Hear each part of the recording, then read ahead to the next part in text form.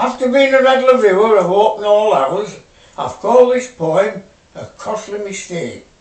This bloke went to the corner shop for some paracetamol. He said he gets headache when he lays up pillar. Arkwright made a mistake when he served him. He gave him paraquat, weed killer. After this bloke had gone out, Arkwright realised what he'd done. He says to Granville, look after it shop. Off he went like shot out of a gun. When he caught this bloke up, he could hardly get his breath. His tongue was hanging out and his face as white as death. He said, you've been in my shop for paracetamol. This bloke says, yes, I want some for my head. Arkwright says, well, I've made a mistake. I've given you paraquat instead. This bloke says, so what is the difference? Showing no offence. Arkwright says, what's difference? Fur.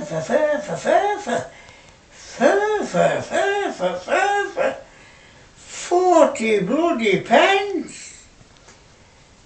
I've called this poem a sad bedtime story. This bloke bought some Viagra tablets. These are special, he most sold them said. You'll experience something that's wonderful when you and your wife's in bed. All you do is take a tablet, then say 1, 2, 3. But the count must not go to 4, because if it does, you won't feel like making love for 8 months, or even more. He counted 1, 2, 3 after taking a tablet, then in bed cuddled up to his wife with a strong feeling of passion and also full of life. His wife says, we've never had feelings like this. They are better than any we've ever had before. But there's something that puzzles me. What did you say 1, 2, 3 for? It's sad, isn't it? I wrote this poem before I retired, and I've called it Ears Done Out.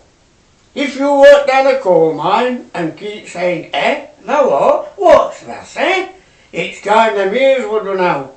Then people would be able to speak normal. They wouldn't have to bawl and shout. When I went and had mine done out, 100% better was my hearing. In fact, when I looked in that little bowl with it under my ear, I thought there'd been blooming shearing. When I stepped out at doctor's surgery, I could hear the bus were coming. Head well down and off I went. To the bus stop I set off running. I wanted some convincing when I got there. After a lot of frustration, you silly bugger, somebody said, that's here the bus all right, but it's only just left bus station. Right, I've just... Here's a poem I wrote about a lad with some funny habits. I've called it Sausage Specialist. Derek was a lad with some funny habits. His mother breastfed him while he was 15. He had to be took off for biting, and it won't for him between. This caused a cast in one of his eyes, this breastfeeding from his mother, because while he was sucking at one, he got an eye upon the other. His latest craze is sausages, for breakfast, dinner, tea and supper. A plate of sausages on the roll, without even some bread and butter.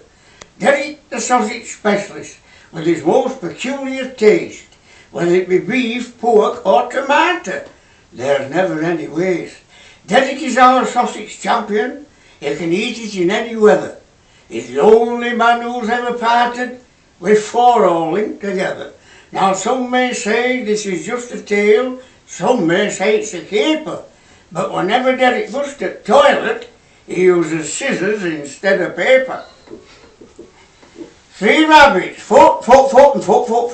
Foot, says to foot, and we do the farmer's thing for a cabbage. Foot, says to foot. What a good idea. So, foot, went to farmer's field for a cabbage. Don't nibble away at this cabbage at farmer, so he fired a shot from his gun.